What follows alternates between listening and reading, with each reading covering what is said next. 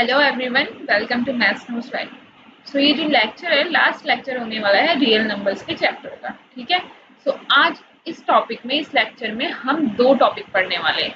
एक तो हम इरेशनलिटी प्रूफ करेंगे और एक बार इसमें रिविजिट करेंगे वो रेशनल नंबर का, आपका रेशनल नंबर और उसके डेसिमल एक्सपेंशन का। हालांकि मैंने वो स्टार्टिंग में आपको एक्सप्लेन किया था, बट उसमें और भी थोड़ी थ्योरम लगने वाली है। रेशनल नंबर में आपकी कुछ थ्योरम लगेंगी और उसके डेसिमल एक्सपेंशन को थोड़ा और अच्छे से हम समझेंगे, क्योंकि ये जो इरेशनलिटी है ना, उसको प्रूव करने के लिए वो थ्योरम और वो जो रेशनल नंबर है उनका हमें जानना या फिर हमारा उनको जानना बहुत ज़्यादा ज़रूरी है। ठीक है। सो वीडियो स्टार्ट करते हैं। देखिए, हम किसी भी नंबर को इरेशनल प्रूफ करेंगे, ठीक है, तो उसको हम बोलेंगे उसकी इरेशनलिटी को प्रूफ करना, प्रूफ ऑफ इरेशनलिटी, कि हाँ ये नंबर इरेशनल है या नहीं है। सो अगर हमें इरेशनलिटी प्रूफ करनी है तो हम उसको इसमें इस मेथड से करेंगे। किस मेथड से? कॉन्ट्रडिक्शन के थ्रू प्रूफ करेंगे। कॉन्ट्रडिक्शन बोले तो पहले हम उसको अज्यूम करेंगे, हम अजम्पशन क्रिएट करेंगे कि हमारा ये जो नंबर है वो क्या है, एक रेशनल नंबर है। ठीक है, हमारा ये नंबर रेशनल नंबर है, हम इस तरीके से सोचेंगे।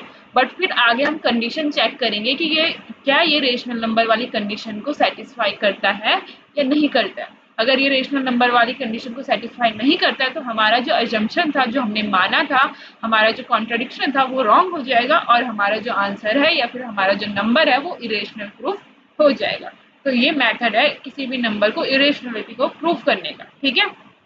तो क्योंकि हमने इरेशनल नंबर में यही पढ़ा था ना, जो नंबर रेशनल नंबर नहीं होते वो नंबर क्या होते हैं, इरेशनल नंबर। जिनको हम पी अपॉन क्यू के फॉर्म में नहीं लिख पाते, रेशो के फॉर्म में नहीं लिख पाते, वो कौन से नंबर होते हैं, रेशनल नंबर। ठीक है। तो इसलिए मैंने आपको कहा था कि अगर आपको इरेशनलिटी प्रूफ करनी है किसी भी नंबर की, तो उससे पहले हमको क्या पढ़ना पड़ेगा, रेशनल नंबर, क्योंकि हम रेशनल नंबर की कंडीशन उसमें रखेंगे और वो उसको सेटिस्फाई नहीं कर पाएगा, तो इसका मतलब वो इरेशनल नंबर हो गया। ठीक हो गया। सो हम रिविजिट करते हैं, रिविजिट वाले पेपर पे, रिविजिट वाले पेज पे चलते हैं। Revisiting rational numbers and their decimal expansion. So एक बार फिर से रिपीट कर रही हूँ और इसमें कुछ एक्स्ट्रा थ्योरम्स भी आपकी यूज होने वाली है। ठीक है, मैं उसको अच्छे से एक्सप्लेन करूंगी, बाद में आपको नोट्स मिल जाएंगे, तो घबराने की जरूरत नहीं है। तो देखिए, हमें पता है रेशनल नंबर क्या होते हैं।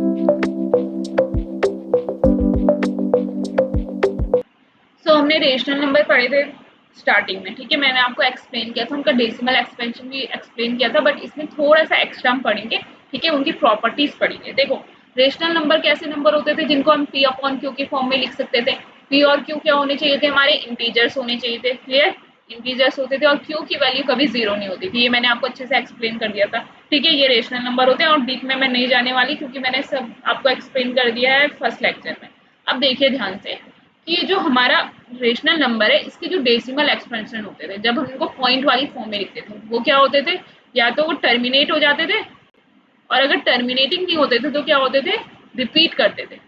मैंने दोनों को अच्छे से डिफाइन कर रखा है, टर्मिनेटिंग और रिपीटिंग दोनों क्या होते हैं।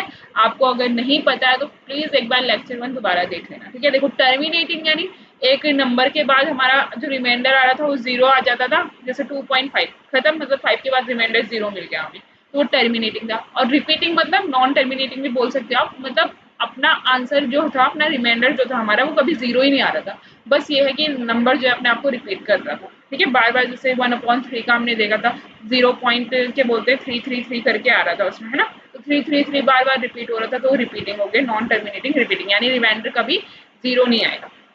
सो इस कंडीशन में ना हम चेक भी करेंगे। अब सपोज आपको एग्जाम में क्वेश्चन आ गया कि ये नंबर चेक करो, ये नॉन टर्मिनेटिंग, वो सॉरी, ये रिपीटिंग है या टर्मिनेटिंग है, ये रेशनल नंबर है, इसका डेसिमल एक्सपेंशन कैसा है। तो अगर सपोज उसका जो हमारा रिमाइंडर है, जैसे हमारा 22.7 का था, 6-7 नंबर के बाद रिपीट कर रहा है, सपोज 10 नंबर के बाद रिपीट कर रहा है, तो क्या आप उसे डिवाइड करके देखते जाओगे इतने टाइम तक, 10 तक, कि हाँ भाई ये रिपीट कर रहा है नहीं कर रहा, तो ऐसा तो टाइम बहुत वेस्ट हो जाएगा ना। तो इसमें इसकी एक थ्योरम भी है कि उससे हमें पता कैसे लगेगा कोई टर्मिनेटिंग है या रिपीटिंग है रेशनल नंबर। ठीक है, और इसके अलावा भी 2-3 थ्योरम और है, मतलब इजी थ्योरम है, घबराने की जरूरत है, 2-3 थ्योरम करके बोल रही है दीदी। सो सुनो ध्यान से मेरी बात। कोई भी रेशनल नंबर है ना, ठीक है, कोई भी आपका सपोज एक रेशनल नंबर है, उसकी कोई ना कोई सिंपलेस्ट फॉर्म होती है। क्या फॉर्म होती है? Simplest form. सिंपलेस्ट फॉर्म बोले तो कि जो न्यूमिनेटर और डिनोमिनेटर होता है ना, वो को प्राइम नंबर बन जाता है। अब ये को प्राइम नंबर क्या होता है, देखो, को प्राइम नंबर क्या होता है, ध्यान से सुनना, हाँ ये इंपॉर्टेंट पॉइंट है। देखो, इरेशनलिटी में ये काम आने वाला है, क्योंकि देखो, को प्राइम नंबर ऐसे नंबर होते हैं ना जिनका जो HCF होता है यानी हाईएस्ट कॉमन फैक्टर क्या होता है, 1 होता है।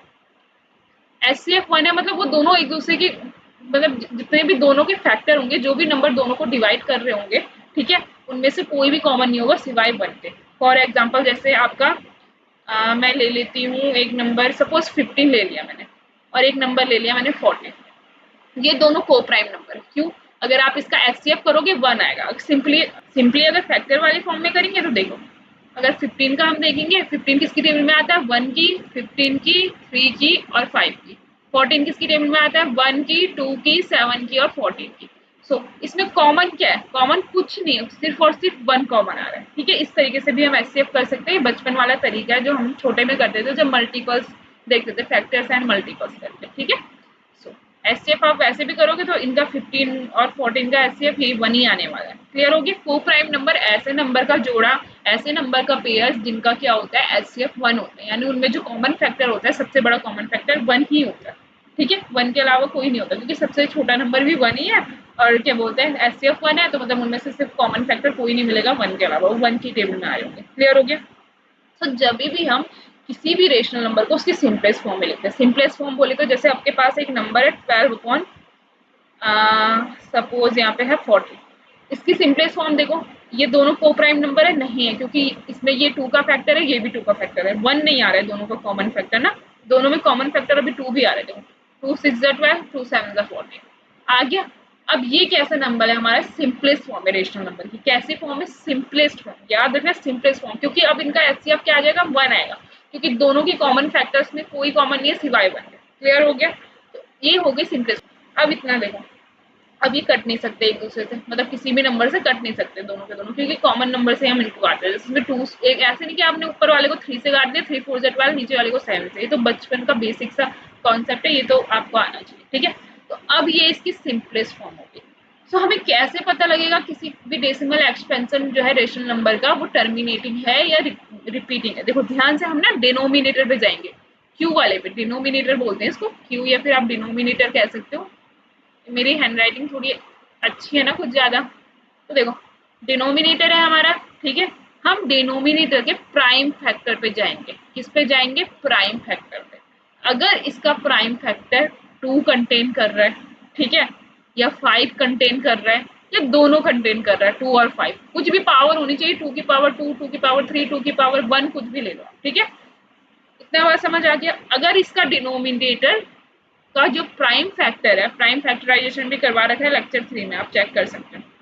देखो, अगर इसके प्राइम फैक्टर क्या कंटेन कर रहा है, या तो 2 कंटेन कर रहा है, या तो 5 कंटेन कर रहा है, या तो दोनों को ही कंटेन कर रहा है, कुछ भी, कितने भी 2 कितने भी 5 हमें मतलब नहीं, बस ये आने चाहिए, तो इसका जो डेसिमल एक्सपेंशन होगा वो होगा टर्मिनेटिंग। क्या होगा, टर्मिनेटिंग, क्योंकि एंड में ना हम 0 0 लगाते रहते हैं ना, जब तक हमारा रिमाइंडर नहीं आता। तो 0 है तो 2, जिसके एंड में 0 होता है वो 2 डिवाइड कर देता है, उस पर 5 भी डिवाइड कर देता है। जब मैंने आपको बताया था 5 × 10, हम किसी भी नंबर को देखते हैं कि उसके एंड में डिजिट में 0 है या नहीं है, तो 10 से डिवाइड हो जाता है। तो वही कॉन्सेप्ट है यहाँ पे, देखो। ठीक है, क्लियर हो गया?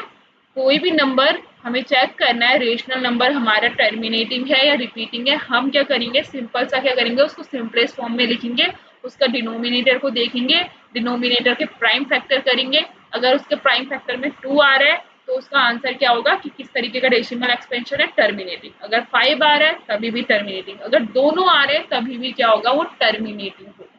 क्लियर हो गया? एग्जाम्पल के तौर पे अब मैंने ये क्या बोला, इसके देखो 7 के प्राइम फैक्टर में 2 आ रहा है, नहीं आ रहा है, 5 आता है, नहीं आता है इसके प्राइम फैक्टर में, है ना, और ना ही इसका क्या आता है प्राइम फैक्टर में, दोनों आते हैं, 2 नहीं आता, 5 नहीं आता, तो दोनों कहाँ से आएंगे? तो ये जो आंसर है ना आपका 6/7, अगर आप इसका करके देखोगे डेसिमल एक्सपेंशन, वो आएगा आपका रिपीटिंग। क्या आएगा, रिपीटिंग। एक सेकेंड, मैं इसको इरेज करके ना मैं खुद ही आपको दिखा देती हूँ 6/7 का, वेट। सी स्टूडेंट्स, मैं यहाँ पे कर रही हूँ, देखो 6/7 यानी 7 बाहर 6 अंदर। ठीक है, जो डिनोमिनेटर होता है वो डिवाइड करता है, जो अंदर जाता है वो न्यूमिनेटर होता है। देखो 0 से स्टार्ट, 0 हम ले लेंगे तो 0 पॉइंट लग जाएगा, 7 7 49, 7 8 56। अब ये 10 में से 6 गया, आपका 4 बचा, अगेन 7 5 35, अगेन 5 बचा, 0 7 8 7 5 35, 7 8 40, 7 7 49, देन ये 1 रिमाइंडर, 7 1 7, 8 9 10, then 3, 7 5 ज़ा 35, 7 4 ज़ा 28, 29 30 देन 2। इस तरीके से देखो, फिर यहाँ पे तुम 7 2 ज़ा 14 करोगे तो रिमाइंडर आपका आएगा 6, फिर अगेन 60, इसके बाद ये रिपीट हो जाएगा, है ना। कितने नंबर के बाद ये 8 5 7 1 4 2 दोबारा रिपीट हो रहा है। मैंने कैसा बोला था, ये टर्मिनेटिंग नहीं होगा, रिपीटिंग होगा। देखो वही हुआ, क्योंकि 7 क्या है, जो नीचे का डिनोमिनेटर है वो क्या है, उसके प्राइम फैक्टर में ना तो 2 आता है ना तो 5 आता है, या तो दोनों भी आ सकते हैं। इतना क्लियर हो गया। अगर आप कोई और एग्जाम्पल देखना चाहते हैं तो आप देख सकते हैं, जिसमें क्या होता है, जो नीचे का डिनोमिनेटर होगा उसके जो फैक्टर होंगे वो 2 होंगे, 2 या 5 होगा। सपोज आपका कोई भी नंबर है, मान के चलते हैं ये है आपका नंबर एक 4/5। ठीक है, अगर आप इसका डेसिमल एक्सपेंशन करोगे ये आ जाएगा 5 8 4। टर्मिनेट हो गया, टर्मिनेटिंग है। अब 2 का लेकर चलते हैं, सपोज आपका है 5/2। इसका कर लो 1/2 का ही कर लो भाई। ये देखो ये हो जाएगा 2 2 ज़ा 4 देन 2 5 ज़ा 10। देखो खत्म, ना रिपीट कर रहा है ना, तो टर्मिनेटिंग हो गया, सिंपल सा। अगर दोनों का देखना चाहते हो, सपोज आप ले लो 7 ले लेते, चलो 7 और इसका ले लो 10 ले लो, है ना। 2 इंटू 5 को हम लिख सकते हैं 20 ले लो, कुछ भी ले लो आप, चाहे 10 है यहाँ पे, ठीक है। तो इसको तो सिंपली 0.7 लिख सकते हैं, है ना। इसमें कोई घबराने की जरूरत नहीं। तो इतना क्लियर हो गया कि कोई भी रेशनल नंबर है अगर उसको हम सिंपलेस्ट फॉर्म में लिखते हैं तो क्या आता है, उसका जो डिनोमिनेटर है, अगर क्या बोलते हैं उसमें 2 या फिर 5 प्राइम फैक्टर है, या दोनों प्राइम फैक्टर है उसके, तो हमारा जो डेसिमल एक्सपेंशन होगा वो कैसा होगा, टर्मिनेटिंग। और नहीं है तो कैसा होगा, रिपीटेड होगा। ये सिंपलेस्ट तरीका है किसी भी रेशनल नंबर के डेसिमल एक्सपेंशन को लिखने का। ठीक हो गया, आपको डिवाइड करने की जरूरत नहीं पड़ेगी।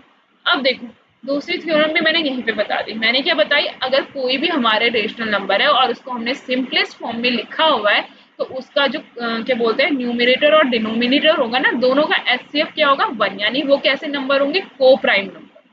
क्या होंगे, को प्राइम नंबर। देखो को प्राइम नंबर होंगे, ये मैंने आपको एक्सप्लेन कर दिया। को प्राइम नंबर बोले तो जो हमारे पास गिवन नंबर है ए बी सी डी, कितना भी, अगर उनका एचसीएफ जो है, एचसीएफ कितना आ रहा है, 1 आ रहा है, तो वो कैसे नंबर होंगे, को प्राइम नंबर।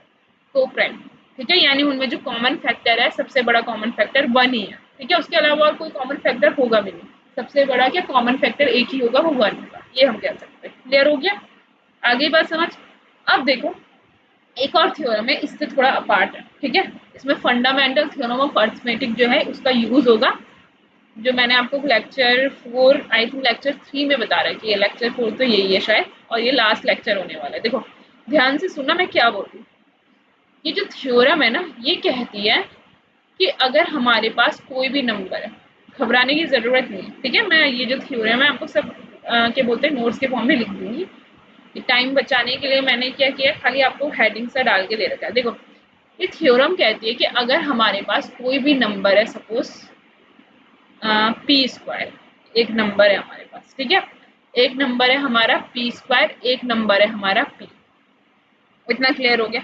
सो अगर पी को एक नंबर डिवाइड करता है क्यू, ठीक है। अगर पी को क्यू डिवाइड कर पाता है तो जो क्यू होगा ना, इसके स्क्वायर को भी डिवाइड कर पाएगा। आई बात समझ में। सपोज आपके पास एक नंबर है 4, 4 को सपोज आपका डिवाइड कर देता है 2, ठीक है। अगर 4 को 2 डिवाइड कर देता है तो 4 के स्क्वायर को भी 2 डिवाइड कर पाएगा, ठीक है। इतना समझ आ गया। देखो आप करके देख लो इसको, 2 2 ज़ा 4, ये बन जाएगा आपका 16/2, 2 8 ज़ा 16, ठीक है। इतना समझ आ गया। अगर कोई भी नंबर है, आपको पी या फिर ए भी मान सकते हो, अगर आपके पास एक नंबर है ए को बी डिवाइड करता है तो ए स्क्वायर को भी बी डिवाइड कर पाएगा। इस तरीके से भी लिख सकते हो, पी क्यू के फॉर्म या ए बी के फॉर्म। अगर पी क्यू से आपको कंफ्यूजन हो रहा है रेशनल नंबर का तो घबराने की जरूरत नहीं, आप ऐसे लिख सकते हो, ठीक है। इतना क्लियर हो गया। अगर इसका प्रूफ आएगा, वैसे मुझे लगता तो नहीं है प्रूफ आएगा, तो आप सिंपल सा फंडामेंटल थ्योरम से लिख सकते हो कि अगर हमारे पास एक नंबर है, सपोज हमारे पास एक नंबर है ए, और हमने सपोज किया कि उसका प्राइम फैक्टराइजेशन है P1 P2, है ना। यही तो कहती थी फंडामेंटल थ्योरम की, कोई भी कंपोजिट नंबर है उसके हम प्राइम फैक्टर इस तरीके से लिख सकते हैं, Pn। इतना क्लियर हो गया। सो अगर हम ए स्क्वायर करेंगे तो मैं ए स्क्वायर को ये लिख सकती हूँ ना, P1 P2 dot dot dot Pn, फिर से P1 P2, तभी तो स्क्वायर बनेगा। P1 P2 dot dot dot Pn, है ना।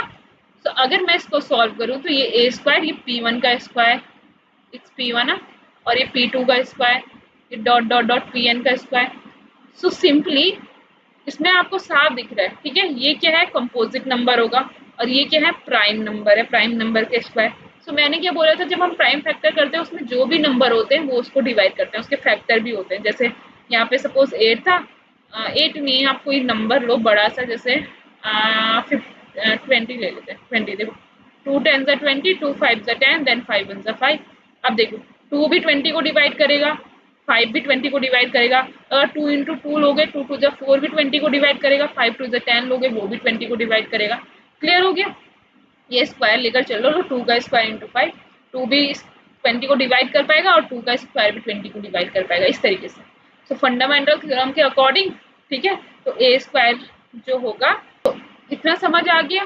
तो हम इससे सिंपली कह सकते हैं कि अगर ए को डिवाइड करता है P1, A1 का फैक्टर अगर ए का फैक्टर अगर P1 है, सॉरी, अगर ए का फैक्टर क्या है, P1, ये सारे उसके फैक्टर होंगे क्योंकि फंडामेंटल थ्योरम ऑफ अरिथमेटिक के अकॉर्डिंग। तो P1 किसका फैक्टर है, ए का, यानी P1 ए को डिवाइड कर देता है, तो जो P1 है वो उसके स्क्वायर को भी डिवाइड कर पाएगा, ठीक है। P1 उसके स्क्वायर को भी डिवाइड कर पाएगा, ठीक हो गया। जैसे यहाँ पे है, ये 20 को भी डिवाइड कर पा रहा है, तो ये उसके स्क्वायर को भी क्या कर पाएगा, डिवाइड कर पाएगा। इतना समझ आ गया, ये फंडामेंटल थ्योरम के अकॉर्डिंग है, ठीक है। सो अब देखो हम बढ़ते हैं नेक्स्ट टॉपिक पे, जो है हमारा इरेशनलिटी को प्रूफ करना। इतना समझ आ गया, यही सारे कॉन्सेप्ट हम यूज करने वाले हैं इरेशनलिटी को प्रूफ करने में। आई होप इतना समझ आया होगा, ठीक है। चलिए, उससे पहले ना नोट्स लिख लेते हैं, उसके बाद हम इरेशनलिटी प्रूफ करेंगे, ओके। सो स्टूडेंट्स, आप यहाँ पे नोट कर सकते हैं कि जब कभी भी हम किसी भी रेशनल नंबर को, जो कि p अपॉन q की फॉर्म में होता है, अगर हम उसको डेसिमल की फॉर्म में एक्सप्रेस करना चाहें तो उसके दो तरीके के एक्सपेंशन हमें मिलेंगे। एक होगा हमारा टर्मिनेटिंग और एक होगा नॉन टर्मिनेटिंग। टर्मिनेटिंग बोले तो कुछ फाइनाइट डिजिट के बाद जो हमारा एक्सपेंशन होगा ना, वो एंड हो जाएगा, जैसे मतलब रिमाइंडर हमें 0 मिल जाएगा, ठीक हो गया। और जब कभी भी हम क्या बोलते हैं, किसी भी नॉन टर्मिनेटिंग रिपीटिंग को अगर हमें डिफाइन करना है, तो हमारा जो डेसिमल एक्सपेंशन होगा वो कोई भी फिनाइट नंबर के बाद एंड नहीं होगा, ये चलता रहेगा हमेशा, गोज ऑन फॉर एवर, ठीक हो गया। और इसका क्या होगा, रिपीटिंग पैटर्न होगा, क्योंकि हमने नॉन टर्मिनेटिंग की तो डेफिनेशन ये है ना कि डेसिमल एक्सपेंशन जो होता है चलता रहता है, खत्म नहीं होता। बट रिपीटिंग होगा, नॉन टर्मिनेटिंग होगा, रिपीटिंग होगा, मतलब कुछ डिजिट का पैटर्न होगा जो हमेशा क्या करेगा, अपने आप को रिपीट करेगा। क्लियर हो गया। ये नोट मत करना, ठीक है। जो डेसिमल एक्सपेंशन होगा goes on for ever and have a repeating pattern of digits, ठीक हो गया। इस तरीके का जो पैटर्न होता है अगर है तो रेशनल नंबर का डेसिमल एक्सपेंशन होगा वो। और यहाँ पे लिखा भी, और जो प्राइम फैक्टराइजेशन होगा इसको थोड़ा एक्सपेंड करके हमने नेक्स्ट पेज में जब आपको की कॉन्सेप्ट दिखेंगे ना, तो आपको मिल जाएगा। इसको अभी नोट करने का जरूरत नहीं है, ठीक है, क्योंकि वो को प्राइम में ही होगा ना, तो इसको आप नोट मत करना, नेक्स्ट पेज में अच्छे से एक्सप्लेनेशन मिलेगा आपको। सो आप यहाँ पे देख सकते हैं, सी को प्राइम इंटीजर्स क्या होते हैं, जिनको हम रिलेटिवली प्राइम नंबर भी कहते हैं और म्यूचुअली प्राइम नंबर्स भी कहते हैं। एक ऐसे नंबर होते हैं जिनका जो कॉमन फैक्टर होंगे, सबका कॉमन फैक्टर क्या मिलेगा, हमें 1 मिलेगा, ठीक है। बहुत सारे नंबर है, उन सब में जो कॉमन फैक्टर होगा वो 1 के अलावा और कोई नहीं मिलेगा। अगर 1 के अलावा मिलता है तो वो को प्राइम नहीं होंगे। नेक्स्ट जो एचसीएफ होगा हमेशा को प्राइम इंटीजर्स का, वो 1 होता है और उनका एलसीएम क्या होगा, उनके प्रोडक्ट्स के बराबर हो जाएगा, अगर हमारे पास दो नंबर है, ठीक है। एचसीएफ जो होगा दो को प्राइम इंटीजर्स का, जो दो कोई भी को प्राइम इंटीजर है उनका जो एचसीएफ होगा वो 1 होगा और उनका एलसीएम जो होगा उनके प्रोडक्ट के बराबर हो जाएगा। नेक्स्ट, अगर हमारे पास कोई भी रेशनल नंबर है और उसके जो p और q है वो को प्राइम नंबर नहीं है, तो हमेशा उसको हम क्या कर सकते हैं, सिंप्लीफाइड फॉर्म में एक्सप्रेस कर सकते हैं। मतलब एक ऐसी फॉर्म जहाँ पे उसके जो p और q है वो को प्राइम हो जाए, उनका एचसीएफ 1 हो जाए, ठीक हो गया। तो अगर कोई ऐसा रेशनल नंबर आपके पास है और वो सिंप्लीफाइड नहीं है, तो वो हमेशा सिंप्लीफाइड फॉर्म में लिखा जाएगा। नेक्स्ट थ्योरम आप देख सकते हो, कोई भी अगर हमारे पास p प्राइम नंबर है और p अगर a स्क्वायर को डिवाइड कर रहा है, ये मैंने एक्सप्लेन किया था, तो इसका मतलब क्या होगा, p a को भी डिवाइड करेगा, ठीक हो गया। नेक्स्ट, अगर कोई भी रेशनल नंबर है तो उसका हमेशा टर्मिनेटिंग डेसिमल एक्सप्रेशन तब होगा, ठीक है, और कैसी फॉर्म में, सिंप्लीफाइड फॉर्म में। पी क्यू को प्राइम है मतलब सिंप्लीफाइड फॉर्म में। अगर रेशनल नंबर है आपका और सिंप्लीफाइड फॉर्म में और उसके टर्मिनेटिंग डेसिमल एक्सपेंशन का फैक्टराइज आप करते हैं, फैक्टराइजेशन करते हैं, प्राइम फैक्टराइजेशन, और अगर उसमें 2 आ जाता है, 2 की कोई भी पावर आ जाती है, जैसे 2 का स्क्वायर, 2 की पावर 3, ठीक है, बहुत सारे 2 है मतलब सिंपली, और अगर 5 भी आता है, अगर ये दोनों भी आते हैं तो वो क्या होगा, टर्मिनेटिंग डेसिमल एक्सपेंशन होगा उसका, ठीक हो गया। नेक्स्ट, जो डिफरेंस और सम होता है किसी भी रेशनल नंबर का या फिर इरेशनल नंबर का, ठीक है, अगर एक रेशनल नंबर है, एक इरेशनल नंबर है, आप उनको ऐड कर रहे हो या डिफरेंस कर रहे हो, उनके बीच का सब्ट्रैक्शन कर रहे हो, तो वो हमेशा कैसा नंबर आएगा आपका, इरेशनल आएगा। और अगर आपके पास एक रेशनल नंबर है, नॉन जीरो रेशनल नंबर, कैसा, नॉन जीरो, जीरो नहीं होना चाहिए, और उसका प्रोडक्ट कर रहे हो आप, रेशियो निकाल रहे हो या डिवीजन मतलब सिंपल से डिवाइड कर रहे हो रेशनल को इरेशनल के साथ, तो वो हमेशा क्या होगा, इरेशनल होगा, नॉन जीरो। ठीक हो गया, क्योंकि अगर आप जीरो के साथ करोगे, मैंने बताया था, वो इरेशनल आ जाएगा। जीरो के साथ कुछ भी नंबर मल्टीप्लाई करो, इरेशनल ही करो भले, वो क्या आएगा हमेशा, जैसे 2 किया, जीरो आएगा। और जीरो कैसा है, रेशनल नंबर है। जीरो को किसी भी नंबर से डिवाइड करो, क्या आएगा, जीरो ही आएगा। तो इसका मतलब ये भी क्या है, जीरो क्या होता है, रेशनल नंबर होता है। ठीक है, तो नॉन जीरो यहाँ पे लिखा हुआ है, ये पहले भी नोट कर चुके हैं, सो इसको नोट कर लेना। अब हम आगे टॉपिक पे बढ़ते हैं जहां हम इरेशनलिटी को प्रूफ करते हैं। ओके, देखो स्टूडेंट, ध्यान से करना है, ठीक है, ध्यान से समझना मैं क्या किस फॉर्म में इसको कर रही हूँ, कैसे कैसे स्टेप ले रही हूँ। देखो, सबसे पहले हम सपोज करेंगे कि हमारा जो क्या बोलते हैं नंबर है, सपोज √2 यहाँ पे दे रखा है, उसको हम क्या प्रूफ करें, इरेशनल प्रूफ करें। तो हमने क्या बोला कि उसको कॉन्ट्रेडिक्शन के थ्रू प्रूफ करें। कॉन्ट्रेडिक्शन बोले तो हम अज्यूम करेंगे कि √2 क्या है, रेशनल नंबर है। तो हम सपोज करेंगे let √2 be a rational number, is a rational number, whatever, ठीक है, जो भी आप लिखना चाहे। हमारा √2 क्या है, एक रेशनल नंबर है। ठीक है, √2 हमारा रेशनल नंबर है, तो मैंने क्या बोला, उसको हम हमेशा सिंप्लीफाइड फॉर्म में लिख सकते हैं। देन वी कैन राइट, किसी भी रेशनल नंबर को हम सिंपलेस्ट फॉर्म में लिख सकते हैं ना। हम कैसे लिख सकते हैं √2 को a/b की फॉर्म में, ठीक है। और a और b क्या होंगे, सिंपलेस्ट फॉर्म में तो क्या होंगे, को प्राइम होंगे। इतना समझ आ गया, a एंड b आर को प्राइम। ठीक है, को प्राइम बोले तो आप सिंपल सा लिख सकते हो इसके बाद में, तो HCF जो होगा a और b का, वो क्या हो जाएगा, 1 हो जाएगा। इतना समझ आ गया। √2 हम कॉन्ट्रडिक्शन के थ्रू प्रूफ करेंगे कि ये रेशनल है, तो सबसे पहले मैंने माना ये रेशनल नंबर है। रेशनल नंबर है तो मैं उसको सिंपलेस्ट फॉर्म में लिख सकती हूँ। सिंपलेस्ट हम बोले तो P और Q जो होगा, A और B, यानी यहाँ पे जो आपका A और B है वो को प्राइम होंगे, यानी दोनों के HCF या दोनों की कॉमन फैक्टर सिर्फ और सिर्फ 1 होगा। ठीक है, तो अब हमें ना ये सॉल्व करना है। ये √2 मुझे दिक्कत दे रहा है, तो मैं क्या चाहूंगी कि मैं इसको √2 को हटा दूं। कैसे हटा सकती हूँ, स्क्वायर करके। ये तो बच्चों वाला काम है, तो हम क्या करेंगे, स्क्वायर ले लेंगे दोनों तरफ। तो taking square both side, taking square on both side, हमने दोनों तरफ क्या ले लिया, स्क्वायर ले लिया, क्योंकि इज इक्वल्स टू के इधर आप कोई भी ऑपरेशन करते हो आपको इज इक्वल्स टू के उधर भी करना पड़ता है। सो √2 का स्क्वायर हो जाएगा, ये हो जाएगा a/b का होल स्क्वायर, राइट। अब देखो √रूट से स्क्वायर कट जाता है, ये तो आपको पता होगा। तो यहाँ बचा 2, ये बचा a का स्क्वायर अपॉन b का स्क्वायर। ये फॉर्मूला है यहाँ, a/b का होल स्क्वायर, तो a का स्क्वायर और b का स्क्वायर हम लिख सकते हैं। ठीक है, और इसको हम इस फॉर्म में लिख सकते हैं। अब देखना ध्यान से क्या होता है। देखो, ये b स्क्वायर को मैं इधर भेज रही हूँ और 2 को इधर भेज रही हूँ। सो ये b स्क्वायर इस तरीके से a स्क्वायर अपॉन 2 बन गया। अब ये क्यों लिखा मैं आपको बता दूँ। देखो देखो, ये जो a स्क्वायर अपॉन 2 है, इससे क्या हमें पता लग रहा है कि 2 जो है a स्क्वायर को डिवाइड कर रहा है और कुछ ना कुछ आंसर दे रहा है हमको। कैसे डिवाइड कर रहा है, पूरा कैसे डिवाइड कर रहा है दीदी, आप कैसे बोल सकते हो। देखो, हम क्या लिख सकते हैं, ये 4/2 है, इसको मैं क्या लिखती हूँ 2, यानी इसकी वैल्यू क्या आ रही है 2, इसको डिवाइड करके, कंप्लीटली डिवाइड करके। तो b क्या है हमारा, रेशनल नंबर है, वो सॉरी इंटीजर है ऑब्वियसली, क्योंकि मैंने क्या माना है कि a/b की फॉर्म में लिख सकती हूँ √2 अगर मेरा रेशनल नंबर है तो, है ना। सिंपलेस्ट फॉर्म में लिख सकती हूँ। a और b यहाँ पे को प्राइम इंटीजर्स होंगे, या को प्राइम इंटीजर्स लिख सकते हो आप, यहाँ पे को प्राइम एक ही बात है छोड़ो।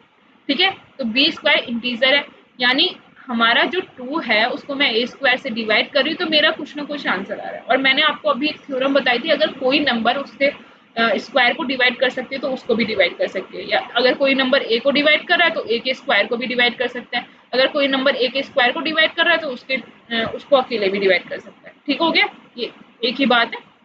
इतना समझ आ गया, इतना पॉइंट समझ आ गया। क्या किया मैंने, पहले मैंने स्टेप फर्स्ट में क्या किया, उसको रेशनल नंबर माना। सेकंड स्टेप में मैंने क्या किया, उसको इस तरीके से सिंपलेस्ट फॉर्म में लिखा। थर्ड स्टेप में मैंने क्या किया, √2 को हटाया, और √2 को हटाने के बाद मैंने इस तरीके से लिखा। ठीक है, ये छोटे छोटे, वैसे तो एक ही स्टेप है ये पूरा, पर मैं इसको छोटे छोटे जो स्टेप है उसमें बांट के बता रही हूँ। फिर मैंने क्या किया, a स्क्वायर के नीचे 2 को ला लिया, क्योंकि उससे मुझे पता लगा कि अगर 2 a स्क्वायर को डिवाइड करते हैं तो ऑब्वियसली a को भी डिवाइड कर पाएगा। इतना समझ आ गया। सो आगे बढ़ते हैं, मैं इसको थोड़ा नीचे को कर लूँ। अब देखो, अब यहाँ पे हम थोड़ा थ्योरेटिकल पार्ट है, तो यहाँ पे सिंपल सा लिखते हैं, this implies that a square is divisible by 2, है ना।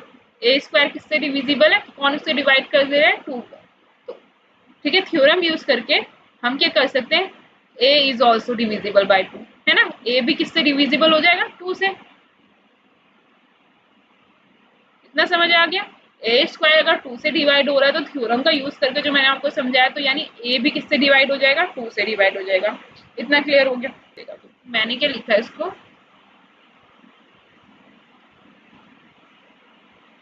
ठीक है। कर रहा है 2 को डिवाइड कर रहा है और कुछ ना कुछ मुझे क्वेश्चन दे रहा है। क्या दे रहा है, कुछ ना कुछ क्वेश्चन दे रहा है। क्वेश्चन दे रहा है मतलब कुछ ना कुछ आंसर दे रहा है। जैसे ये है, यहाँ पे 4 है, 2 अगर 2 2 जा 4, यहाँ पे सॉरी 4 लिख दिया मैंने और रिमाइंडर के आगे 0 आ गया। तो कुछ ना कुछ क्वेश्चन दे रहा है। क्वेश्चन मतलब जो आंसर आ रहा है। तो सपोज मेरा आंसर क्या आ रहा है, के आ रहा है, तो लेट मैंने लिख दिया, ठीक है।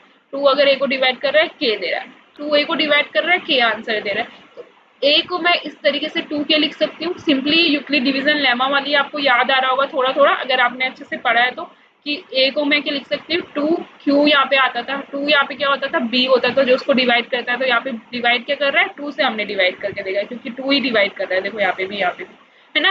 तो क्वेश्चन आता था कुछ ना कुछ, यहाँ पे क्वेश्चन हमने माना। रिमाइंडर क्या आएगा, 0 आएगा, क्योंकि मैंने क्या बोला, वो उससे डिविजिबल है। रिमाइंडर हमको 0 दे रहा है। आ गई बात समझ में। सो सी, ए को मैं 2 के लिख सकती हूँ। तो जैसे ही मैंने ए को 2 के कहाँ पे रख दूंगी, इसको जो वैल्यू ए की निकली है मैं उसको रख दूंगी यहाँ पे, यहाँ पे इक्वेशन फर्स्ट, ठीक है। ये आपका क्या था, 5th स्टेप था। आपको ए की वैल्यू निकालनी। सो 2 ए स्क्वायर को डिवाइड करता है तो 2 ए को भी डिवाइड करता है। तो हमने सपोज किया डिवाइड करके वो कुछ ना कुछ आंसर दे रहा है। मैंने मान लिया के आ रहा है मेरा क्वेश्चन में, के क्वेश्चन में आ रहा है, तो 2 यहाँ पे डिवाइड में था, उधर आके मल्टीप्लाई में चला गया। ये सिंपली यूक्लिड डिवीजन लेमा करके ए को 2 के प्लस 0 लिख सकते हैं, रिमाइंडर क्योंकि 0 आएगा। ठीक हो गया। सो अब मैं क्या यूज करूंगी, ए की वैल्यू जो है वो फर्स्ट में लगूंगी, ठीक है। Using a is equals to 2k in first, equation first में हम इसको क्या करेंगे, यूज कर लेंगे। ये फर्स्ट मतलब मैंने यहाँ पे इक्वेशन मान लिया इसको। तो इक्वेशन के थ्रू आंसर करने में थोड़ा अच्छा रहता है, ठीक है। स्टेप पता लगते हैं कि कहाँ हमने वैल्यू पुट करी। सो सी यहाँ पे मैंने क्या लिखा, बी स्क्वायर जो ए स्क्वायर था, अब ए की जगह मैं क्या रख रही हूँ, 2k। तो 2k का स्क्वायर रख सकती हूँ, रख सकती हूँ, नहीं रख सकती, क्योंकि मैंने ए को क्या माना है, 2k माना है।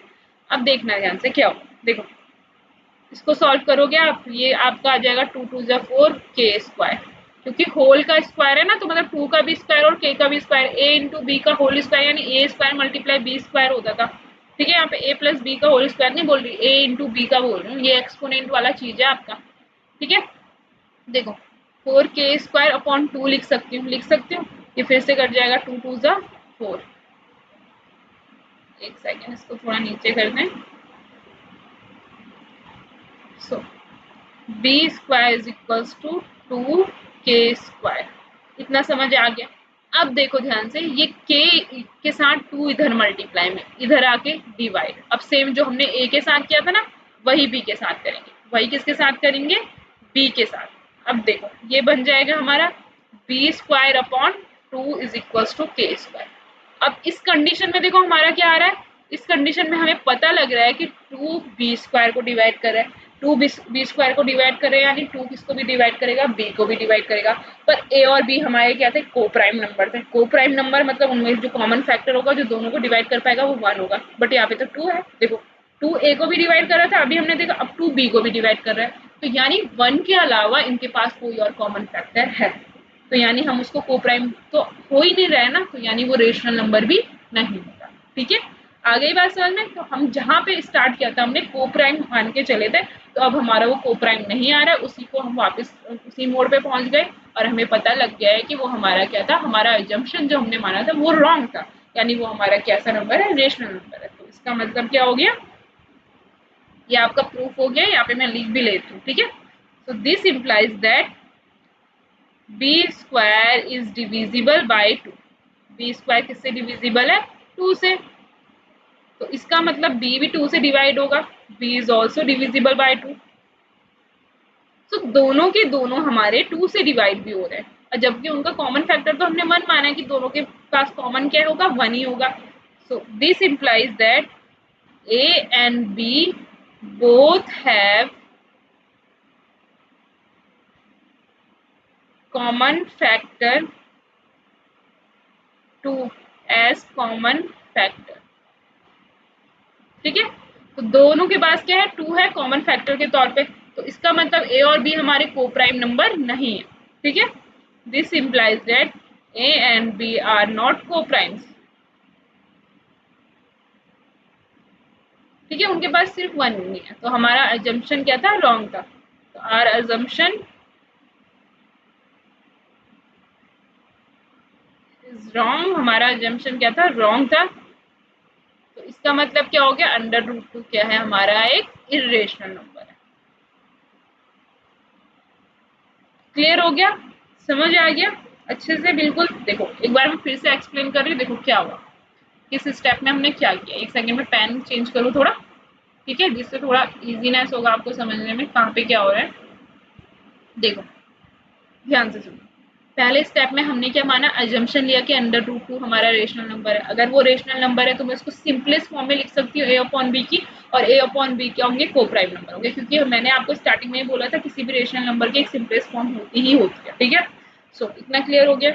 अगर हम दोनों, फिर ये अंडर रूट मुझे दिक्कत कर रहा था, मैंने क्या करा, अंडर रूट हटा दिया, यानी स्क्वायर ले लिया दोनों तरफ। स्क्वायर लिया तो देखो इस तरीके से अंडर रूट से वो हट गया और ए स्क्वायर बी स्क्वायर बन गया, ए स्क्वायर सॉरी ए स्क्वायर बन गया और बी स्क्वायर बन गया।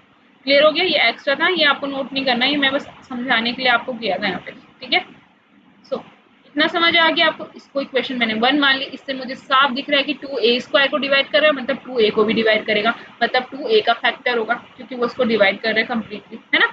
ए इज इक्वल्स टू टू के मैं लिख सकती हूँ, फिर यहाँ से मैंने ए की वैल्यू निकाली, देखो ए इज इक्वल्स टू टू के रख के, है ना। सो ए अगर मैंने टू के रखा तो बी की अगर अलग से वैल्यू आई, इससे हमें बी के बारे में इन्फॉर्मेशन पता लगे कि बी को क्या, बी स्क्वायर को टू डिवाइड कर रहा है, यानी बी स्क्वायर को टू भी डिवाइड, वो सॉरी बी को टू भी डिवाइड करेगा। क्लियर हो गया, तो इसका मतलब बी का भी कॉमन, जो बी का फैक्टर है वो भी टू आ गया, ए का भी फैक्टर टू है, बी का भी फैक्टर टू है, तो इनके पास कॉमन फैक्टर टू हो गया। पहले तो वन ही था, वन के अलावा इनके पास कॉमन फैक्टर क्या हो गया, टू हो गया। तो इसका मतलब ये को प्राइम नंबर नहीं थे ए और बी। इसका मतलब हम अंडर रूट टू जो है हमारा वो क्या है, इरेशनल नंबर है, तो हमारा कॉन्ट्राडिक्शन क्या था, रॉन्ग था।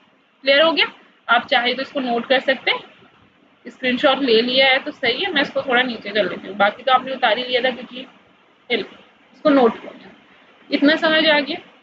अब मैं बता रही हूँ, इससे थोड़ा अलग ना क्वेश्चन भी आते हैं, सिर्फ under root two under root three इस तरीके से नहीं आएगा, ये नोट कर लेना। ठीक है, मैं नेक्स्ट बढ़ रही हूँ, पॉज कर लेना, या तो देखो कभी कभी ना क्वेश्चन इस तरीके से भी आएगा आपका, कैसे कि प्रूफ करो। देखो अंडर रूट थ्री और अंडर रूट फाइव तो आप आसानी से कर लोगे आप, ठीक है, ये फाइव है, हाँ आसानी से कर लोगे बिल्कुल कि कैसे करना है इसको। कभी कभी क्वेश्चन आएगा two plus under root three, proof करो ये रेशनल नंबर है या नहीं है। तो आपको क्या लिखना है, देखो मैंने अभी बताया था ये रेशनल नंबर है, ये इरेशनल नंबर है, आपको किसी भी एक को इरेशनल प्रूफ करना है। अगर एक इरेशनल प्रूफ हो गया तो आपको पता है किसी भी रेशनल और इरेशनल नंबर का जो हमारा आंसर होता है वो हमेशा इरेशनल होता है। तो हम इसको क्या लिख सकते हैं, टू को हम टू अपॉन वन लिख सकते हैं। अगर आप इसको लिखोगे ए अपॉन बी की फॉर्म में तो सिंपली आपको दिख रहा है टू और वन क्या है, को प्राइम है, इनके पास कोई भी क्या बोलते हैं वो नहीं है, कॉमन फैक्टर नहीं है वन के अलावा। तो ये सिंपली टू हमारा रेशनल नंबर हो गया, है ना। इस तरीके से लिख देना, we can write two, two को अलग से सॉल्व करोगे तो टू हमारा क्या निकल गया, रेशनल नंबर हो गया। इसको तो सिंपली इतना ही हुआ, जैसे टू अपॉन वन को हम ए अपॉन बी की फॉर्म में लिखेंगे और ए बी इंटीजर होंगे, और अगर सिंपलेस्ट फॉर्म है तो को प्राइम नंबर होंगे, एस एफ वन होंगे। तो टू और वन का एस एफ वन आ रहा है, तो टू क्या हो गया आपका, रेशनल नंबर। फिर आप अंडर रूट थ्री को क्या अलग से प्रूफ करोगे, और वो इरेशनल ही प्रूफ होगा आपका, जैसे मैंने अंडर रूट टू के किया सेम अंडर रूट थ्री को करना है। इरेशनल प्रूफ हो गया, इरेशनल प्रूफ होने के बाद सिंपली आप कर सकते हो, क्योंकि जो सम होता है रेशनल और इरेशनल नंबर का वो हमेशा क्या होता है, ऑलवेज इरेशनल होता है। तो ये जो two plus under root three होगा आपका इरेशनल होगा। सेम अगर यहाँ पे माइनस है, सपोज यहाँ पे क्या दे दिया आपको, माइनस दे दिया, तो माइनस के लिए भी सेम आप ऐसे करोगे, है ना। इसको ये तो रेशनल हो गई, अंडर रूट थ्री का अगर इरेशनल हो गया तो यहाँ पे सब्ट्रैक्शन लिख दोगे, टू और क्या बोलते हैं रेशनल और इरेशनल नंबर का इरेशनल होता है। अब सपोज क्वेश्चन दे रखा है, सपोज यहाँ पे आपको दे रखा है two upon under root three या अंडर रूट टू, कुछ भी दे रखा है। Two upon under root three को कैसे लिखोगे, देखो टू को प्रूफ करोगे टू हमारा रेशनल नंबर है या नहीं है, तो सिंपली आप लिख सकते हो टू को हम वन लिख सकते हैं, ये हमारा क्या हो गया, रेशनल नंबर हो गया, सिंपली क्योंकि पी अपॉन क्यू की फॉर्म है, और क्या बोलते हैं जो फैक्टर होगा वो वन ही आएगा। अब बारी आती है अंडर रूट थ्री की, अंडर रूट थ्री को आप इरेशनल प्रूफ कर दोगे तो किसी भी नॉन जीरो रेशनल नंबर और इरेशनल नंबर का जो क्वेश्चन होता है, आंसर जो होता है वो हमेशा इरेशनल होता है। सेम मल्टीप्लीकेशन के लिए सपोज आपको आ गया कि अंडर रूट एट प्रूफ करो रेशनल है या नहीं है, तो आप पहले तो इसको प्राइम फैक्टर करोगे, ये इस तरीके से आएगा, इस तरीके से आएगा। ठीक हो गया? ऐसे देखो सॉल्व करके भी बता देती हूँ। 2 2 ज़ा 4, सॉरी 2 4 ज़ा 8, 2 2 ज़ा 4, देन 2 1 ज़ा 2। अगर हमें अंडर रूट निकालना है तो पेयर बनते हैं 2 के, जिनका पेयर बना वो बाहर आ गया यहाँ पे 2, सॉरी, है ना? दोनों एक बन के बाहर आ जाते हैं अंडर रूट से ही, पता है ना पेयर बनता है कि 2 अंडर रूट 2 आएगा। ठीक है, तो आप इसको इस तरीके से लिख सकते हो पहले, फिर इसको करने के बाद देखो 2 मल्टीप्लाई है, मल्टीप्लीकेशन आपको पता है रेशनल और इरेशनल नंबर का क्या होता है, इरेशनल होता है, तो 2 आपका रेशनल प्रूफ हो जाएगा, अंडर रूट 2 को इरेशनल प्रूफ कर देना, ये हो जाएगा। क्लियर? सी, वही नंबर जिनको हम पी अपॉन क्यू के फॉर्म में नहीं लिख पाते उनको क्या बोलते हैं, इरेशनल नंबर बोलते हैं। इनका डेसिमल एक्सपेंशन कैसा होता है, नॉन टर्मिनेटिंग होता है, मतलब कभी ये टर्मिनेट करेगा ही नहीं, आंसर हमेशा हमेशा रिमाइंडर जो होगा हमें, ठीक है, नॉन टर्मिनेटिंग होगा, मतलब इसका जो रिमाइंडर आएगा वो कभी जीरो नहीं आएगा। ठीक है, रेशनल नंबर वाले में दो कंडीशन थी, या तो आता है या तो नहीं आता, इसमें कभी नहीं आएगा, और क्या होगा, अपने आप को रिपीट भी नहीं कर रहा होगा। क्लियर हो गया? रेशनलिटी का प्रूफ वही जो मैंने अभी लिखा था, कैसे प्रूफ करेंगे, कॉन्ट्रडिक्शन के थ्रू अज्यूम करेंगे कि रेशनल है और हमें एक कॉन्ट्रडिक्शन पाएंगे कि हमारा जो अजम्पशन था वो रॉन्ग था और वो क्या हो गया, इरेशनल हो गया। ये एग्जाम्पल से